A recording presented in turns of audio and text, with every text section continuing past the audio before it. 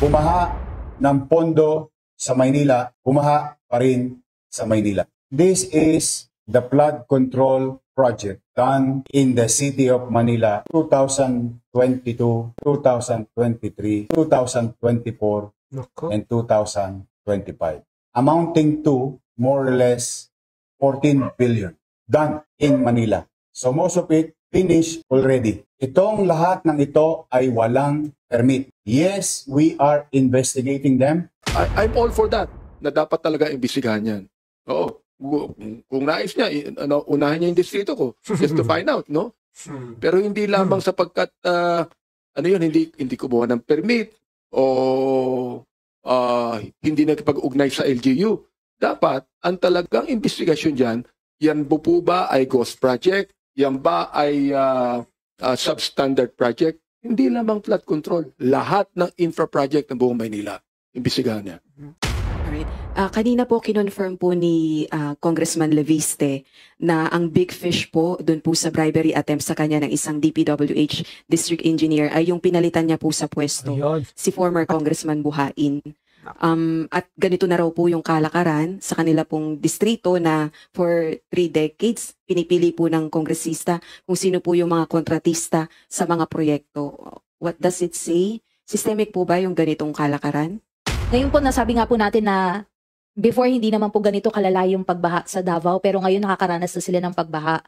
Pero si Mayor Baste Duterte po, parang ang sinisisi pa rin po niya ay ang Pangulo at sinabi po niya na itong flood control project investigation ay PR stunt lang po.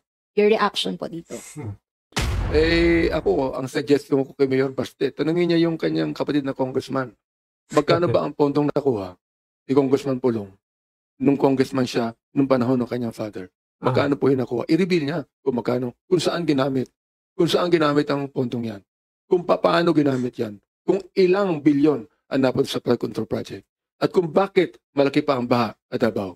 Kinakailangan tanungin niya yung kanyang kapatid yan. Kung talagang PR stunt to, patanayan niya. Kung talagang PR stunt to, or may katotohanan na sinasabi. Ito po yung naging sagot ni Congressman Pulong sa banat ni Abante, mga kababayan. Base po sa kanya, kung may baha naman umano, kung bumabaha man umano sa kanila, umuhupa din naman kaagad. Hindi kagaya sa mga swimming pool nyo dyan sa lugar nyo. Swimming pool talaga. Magandang araw po sa inyo lahat mga kababayan. Kumusta po kayong lahat? Saan mang dako po kayo naroon, sana'y nasa mabuti po yung kalagayan. At eto nga po, nandito na naman po tayo sa ating panibagong reaksyon sa mga bago at maiinit na kaganapan dito sa ating bansa. Pinakita na nga po ni Mayor Isko ang mga proyekto ng flood control sa Maynila mula taong 2022 hanggang taong 2025 mga kababayan na umabot umano sa mahigit 14 na bilyon. Grabe, 3 taon lang po yan mga kababayan. At eto nga mga kababayan, nagkasagutan na po dito si Congressman Abante at itong si Congressman Pulong mga kababayan dahil po sa naging pahayag nitong si Congressman Abante sa kanilang naging press conference po. Pero bago po tayo dumako sa naging press conference na yan ni Congressman Abante at saka ni Congressman Redon, panoorin po muna natin ang naging pahayag ni Mayor Isko, mga kababayan. This is the flood control project done in the city of Manila 2022, 2023, 2024, and 2025, amounting to more or less 14 billion done in Manila. 14 billion? So most of it finished already. Bumaha ng pondo sa Maynila, bumaha pa rin sa Maynila. Now, itong lahat ng ito ay walang permit sa lungsod.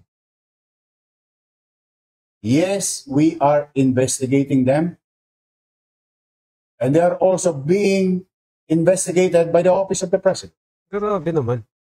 But that is the thing of the past. Sad to say, ulitin ko, bumaha ng pondo sa flood control sa Maynila, mounting to 14 billion, and yet the people of Manila and those people studying, working, doing business, going in and out of Manila continue to suffer with the flooding. Pwede pala yun, mga kababayan. Gumagawa yung national government o DPWH ng proyekto sa isang lungsod pero walang abiso o walang permit sa mayor. Pwede pala yun. Kaya pala mahirap masolusyonan yung mga problema. Particular nga po dito sa baha na to kasi nga parang walang kanya-kanya, parang walang pakialaman, kanya-kanyang diskarte.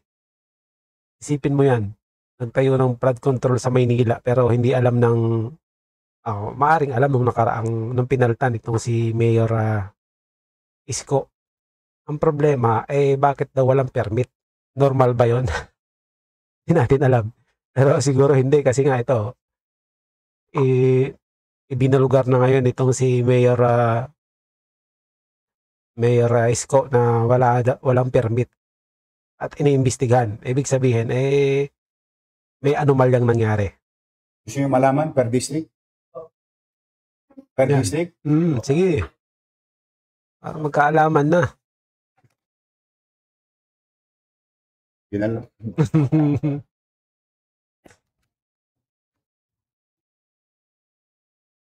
District 1, 3.4 billion. District 2, 2 billion and 59 million. District 3, 4.2 billion. District 4, 1.3 billion. District 5, 1.1 billion. Nako, okay. District 6, 2 billion and 60 million. Total of 14 billion, 313 million, 132,309 pesos and 12 centavos. From project allocation for the year 2022, 2023, 2024, Nako. and 2025. At malamang sa hindi, kulang pa yan. Nako. Kasi ang lahat ng ito ay kinuha lang namin sa website ng Pangulo. So ibig sabihin meron pang hindi kasama sa record. Yari kayo ngayon. Yun ay nakaraan. Ngayon. Ngayon may bago pa. Ako po. Sinasabi natin.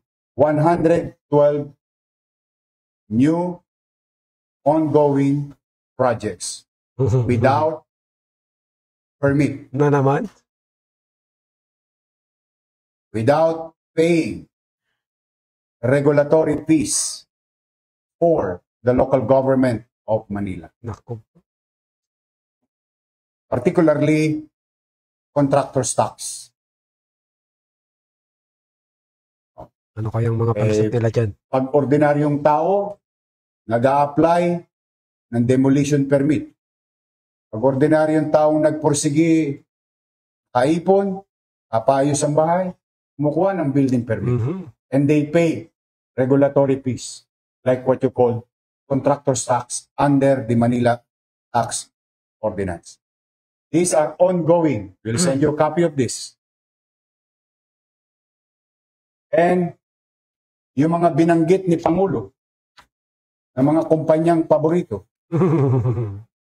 nandito rin. Kayo na ang humusga. Konti-konti lang po ito. Random. 145 million, 97 million, 140 million, 94 million, 80 million, 142 million, 141 million. Ba? Dikit-dikit pa yung numero. 141 million.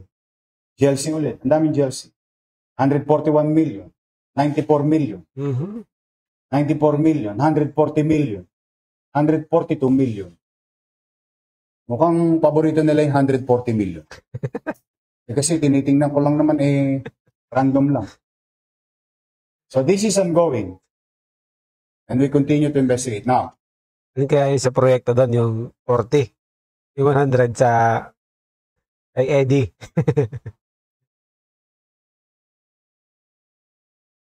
Hopefully, after today, they will learn a very good lesson.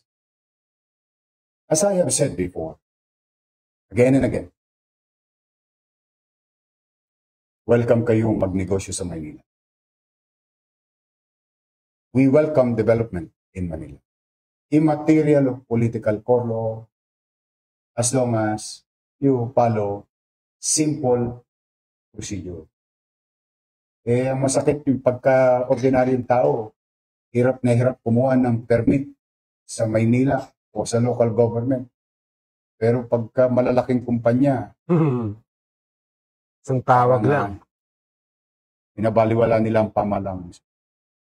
So, we are investigating it. Yes, yeah. Last question from me. Sure. Your days, yung dapat sisihin sa pagpahas na yun. Well, as far as ayokong pangunahan ng Pangulo sa investigasyon na ginagawa. I think they have more resources to tell the people who is liable or not, who've done projects properly o baka meron ding guni-guni. If I may borrow the words of the President. No? But first things first, yung para muna sa aming mga taga-Maynila. Mauna muna ang taong bayan. Nagagamit ang building na iyon sa pangaraw-araw na pamumuhay ng komunidad sa Santa Cruz. Biglang nawala na pagkaitan ng mga taga-Maynila. That is my obligation. Hopefully, someday, somehow, magkaalaman din kung sino ang mga taong may kapabayaan. For now, it's very clear from your city government of Manila that there is liability on the part of the contractor. There are hundreds more, or a little over and under 100 contractors doing infrastructure projects from the national government. Of course, we'll go after them. The same banana. Unless they follow the local government code, provision of it, and other existing laws, like the National Building Code, and other ordinances, local laws, the City of Manila. At eto na nga po, dumako na po tayo dito sa naging press conference ni Congressman Abante at ni Congressman Redon, mga kababayan.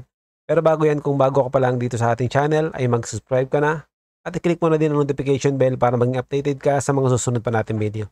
Paki-like at paki-share mo na din ang video ito sa iba pa nating mga kababayan. Sir, magandang tanghali po. Kay Kong Benny po muna dahil nasa Manila po itong tanong ko. Yesterday po, meron pong inilabas si Mayor Isko na listahan po nung 14 billion worth po na flood projects sa Manila na iniulat po as completed. Pero still, nagbabaha pa rin po sa lungsod. At meron din pong isang contractor doon, yung GLC Construction and Supply Incorporated, na meron siyang nakuha doon sa 14 billion, 1.4 billion worth of flood control projects po ito. And coincidentally, ito pong contractor na to, ito po yung kinasuhan ni Mayor Isko or ng city government dahil po dun sa illegal demolition po nung Rizal Avenue Sports Athletic Complex. Your reaction po regarding po dito na napakalaking halaga pero wala pong naging epekto? Sinusuportahan ko yung sinabi ng Mayor ng Manila na papa-imbestiga niya. I support that, no? Kinakailangan naman, madali lang yan. I-check lang sa DPWH yan kung yan po ay project ng national government o kaya ito ay project ng LGU. Sapagkat yung flood control project na yan, hindi lamang DPWH yan eh. Even the LGU, kinakailangan imbestigahan lahat ito. Ano ang pinagawa ng city ng flood control project? Ano ang pinagawa ng DPWH, no? Ito po yung tinatawag nating i-check yan sa DPWH ang status and impact ng mga project na yan, no? Sa national government, for example. Kaya I'm all for that na dapat talaga imbestigahan yan. Oo. Kung nais niya, unahan niya yung distrito ko just to find out, no? Kung talagang, kasi alam mo ang Manila, to Ayan, Mayor Isko, unahin mo daw yung distrito ni Kong Abante. Ano ba to? 5th district ata to eh. just to inform everyone, Manila is actually a prone to flooding yan sapagkat below sea level ang karamihan dyan, especially my district. At doon din dumadaan ang main tributary ng mga ilog natin. For example, like in my district, doon dumadaan ang Pasig River, dyan nagpupunta ang San Juan River, dyan nagpupunta ang mga ibang mga maliliit na mga estero. Pero hindi lang talaga dapat Manila. Dapat yan Metro Manila. Sapagkat look, hindi lang Manila ang problema rito. For example, like ang San Juan River, napakarumi yan. Yan ay sinasabi ko na nung araw pa. Kasama ang Quezon City, kasama ang Mandaluyong, kasama ang San Juan, kasama ang Manila. Kung makakasundo silang lahat yan, lahat yan ay pag-usapan po yan, lahat yan imbestigahan. I'm in favor of that. Pero hindi lamang sapagkat hindi kumuha ng permit o hindi nakipag-ugnay sa LGU. Dapat ang talagang investigasyon dyan, yan po ba ay ghost project? Yan ba ay substandard project? Hindi lamang flood control. Lahat ng infra project ng buong Maynila, imbestigahan niya. Pero importante pa rin po yung yung pakikipag-ugnayan sa mga LGU. Parang mangyayari pala nun kung may proyekto sa isang lugar, hindi mo nasasabihan yung LGU. Basta ka na lang magtatayo. Tapos hindi ka man lang kukuha ng permit. Katulad nga po ng sinasabi ni Mayor Isko, lahat ng proyekto na yung binanggit niyang flood control na yun na nagkakahalaga ng 14 billion, hindi umano dumaan sa City of Manila, LGU. Biruin mo yun. Pwede pala yun.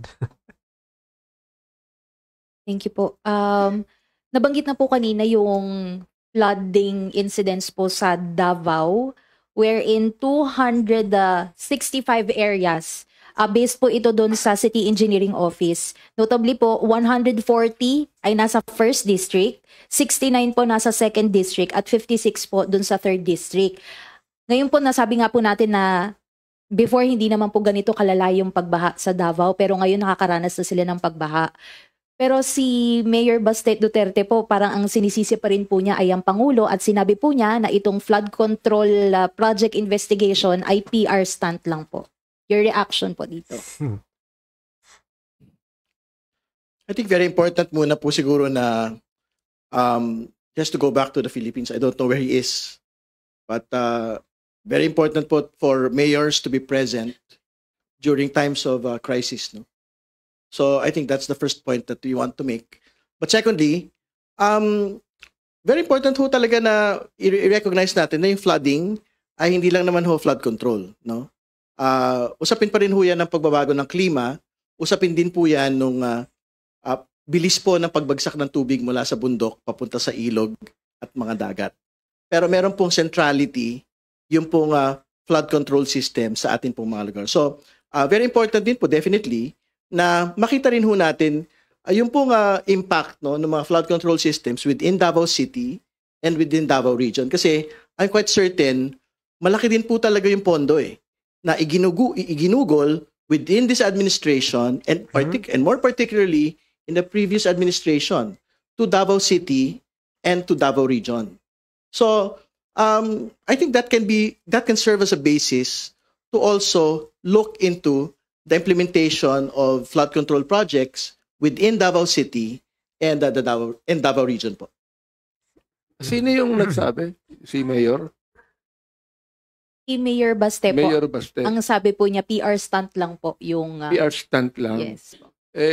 Ako, ang suggestion ko kay Mayor Baste, tanungin niya yung kanyang kapatid na congressman.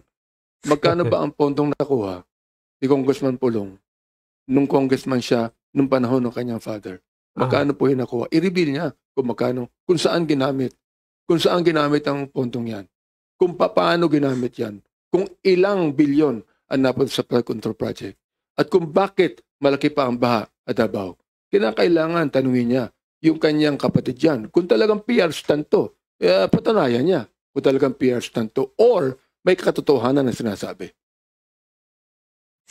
Sir, nabanggit nyo nga po na tignan din yung pondo na nakuha from the previous administration. Yung magiging investigasyon po ng Infracom, meron po ba kayong parang timeline na from previous administration, Duterte, Gloria, Noy, Aquino administration up to today po or hanggang saan po ba? Within the resolution, wala po nga nabanggit. Pero syempre, we will focus on the most recent ones, no? Kasi syempre, doon natin makikita kung kumusta ba yung lagay. Naging ghost ba yan? O naging substandard ba yan in such a short period of time?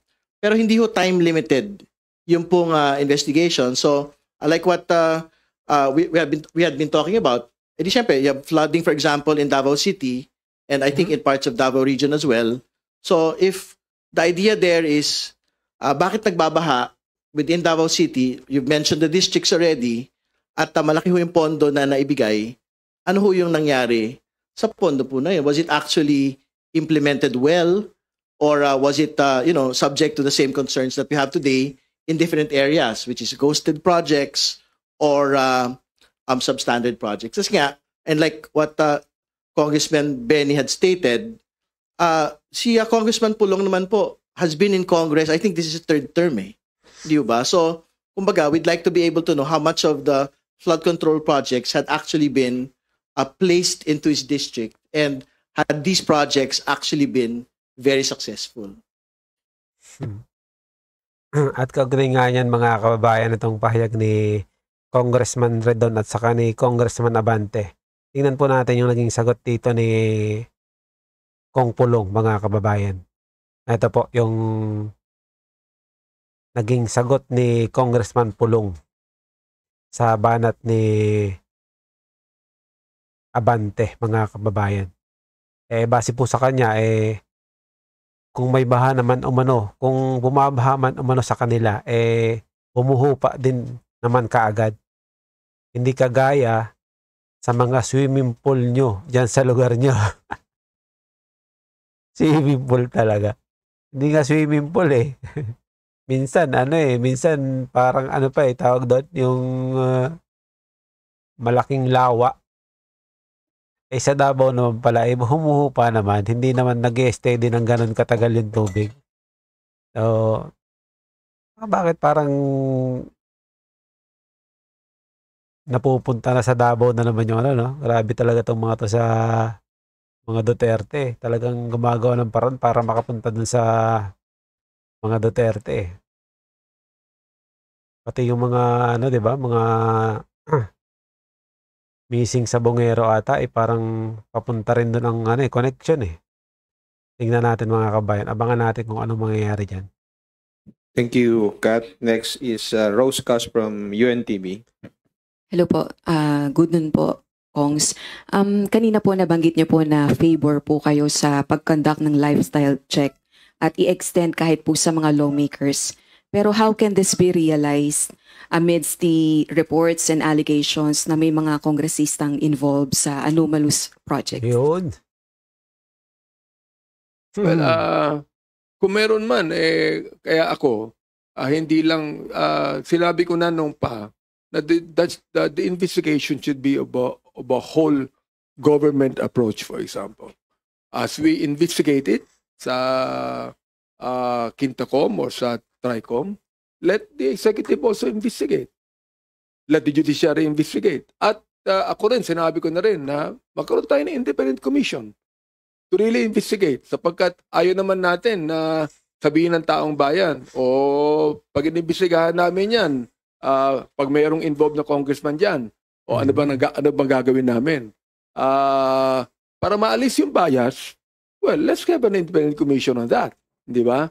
I mean, tama na yung tinatawag nating cover-up o takipan. Yan, binanggit din yan ni Senator Lacson, no? Pagka minsan, hindi ko alam ba't nasisisi ang House of Representatives. Samantalang doon sa Senado, meron din Kaya nga na, sinabi din niya ni Senator Lacson na meron din mga senador na involved dyan. So therefore, magkaroon tayo ng whole government approach in investigating this anomaly. Sapagkat the people should know. Saka hindi lang dapat investigasyon, dapat talagang makakita ang tao ng mananagot, makukulong, hindi lang investigasyon. Hindi lang yung mga kontraktor na alam naman natin na hindi naman maglalakas loob yung mga yan na gumawa ng mga kalokohan na walang nasa likod ng mga yan. They have the right to know whatever happened to this project. Ito, naniniwala ako bilang chairman ng Committee on Human Rights, this is also a human rights violation sapagkat apektado dito ang buhay ng taong bayan. Talaga naman. Meron po nga centrality yung public sa lifestyle checks, no? So, ibig sabihin, nakita naman ho natin yan over the course, for example, of this flood control controversy, no? Lahat po ng mga DPWH officials, lahat po ng, I think even yung pong mga pamilya ng mga kontratista, hindi ba, talagang sinubject po into to a lifestyle check ng publiko, no? So, ibig sabihin, lahat po ng mga resibo ng mga DPWH officials at kontratista sa social media, talagang nalalahad po ngayon. So, I think... Hindi pa rin. Kasi, ang makikita mo lang dyan, yung pinapakita nila. Yung sa social media, makikita mo lang yung mga pinapakita nila. Syempre, hindi naman papakita ng lahat yung kanilang mga yaman Yung mga kung gaano kalaki yung pera nila sa bangko, hindi naman makikita yun ng mga pangkaraniwang tao Makikita nila yung mga sasakyan, bahay. Bahay nga, hindi naman nila sasabihin kung ilan yung bahay nila Yung isa lang na nagpakita yung na-interview, yung sobrang daming sasakyan. Grabe na ba yun? 40? Tapos mga mamahalin pa. Grabe yun, nakakalula yung yaman nun. In the same manner, pwede hong gawin yan ng mga kababayan ho natin sa mga kongresista at senador. Kasi ang totoo na, like what we had stated earlier, I think the requirement for government officials and employees is for us to lead modest lives. No? Ano ba ibig sabihin nun? Yung bang bilyonaryo can actually lead modest lives as compared, for example, sa mga ordinary mamamayan? I think they still can. Kasi ang distinction naman po of leading modest lives, yung hindi ho natin dapat ipinapamuka yung pong kayamanan o yung wealth no sa atin pong mga kababayan. No? So, I think pagka ho na lifestyle check yung mga congressman tsaka senador, I think they will be forced also to take a step back at talaga hong tumalima doon po sa panawagan po ng, I think it's a law sa atin pong mga kababayan, sa atin pong mga opisyal at empleyado na dapat hong simpleng pamumuhay kung tayo po ay nagsiservisyo sa atin pong mga kababayan. Sa tingin niyo po ba kailangan na pong magsagawa ng lifestyle check yung ombudsman dun po sa mga implicated lawmakers? Lalo na po nabanggit niyo po na mismo sa social media, na-flex yung pong mga kayamanan ng mga certain lawmakers. Malaya naman po yung ombudsman na gawin po nila yung trabaho nila. No? So kung tingin po nila, this can be a subject of a lifestyle check or a further investigation relating to unexplained wealth, sila po yung bahala. Malaya naman po silang gawin po ito. Alright. Kanina po kinonfirm po ni Congressman Leviste na ang big fish po dun po sa bribery attempt sa kanya ng isang DPWH district engineer ay yung pinalitan niya po sa pwesto, si former Congressman Buhain. At ganito na raw po yung kalakaran sa kanila pong distrito na for 3 decades pinipili po ng kongresista kung sino po yung mga kontratista sa mga proyekto. What does it say? Systemic po ba yung ganitong kalakaran? Well, una ho sa lahat, like we already mentioned, I think this can be a subject of a future Infracom hearing. No? Kasi una, involved po yung district engineer dito. Pangalawa, meron pong actual corruption allegations. Pangatlo, meron pong actual bribery attempt na nagawa. No? So, we'd like to get more information from Congressman Leviste and syempre from the district engineer involved. And most definitely, we can invite former Congressman Eric Buhain to shed light. Kasi syempre, mahirap naman ho na si Congressman Leviste lang po yung nagsasalita dito at hindi po mapagbigyan ng pagkakataon si former Congressman Buhain na idepensa naman din po ang kanyang sarili, no. So I think we will reach that point, no. Pero syempre unahin muna natin yung mga pinakamahalaga pong mga proyekto na talaga pong na-ghost at na-substandard po over the course of the years. Mahalaga na nga yun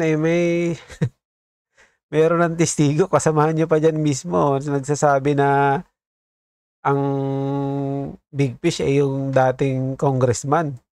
At yun nga mga kababayan, hanggang dito na lang po ang ating video. Kung ano man po ang inyong opinion at suggestion sa video ito, ay comment nyo lang po sa ibaba.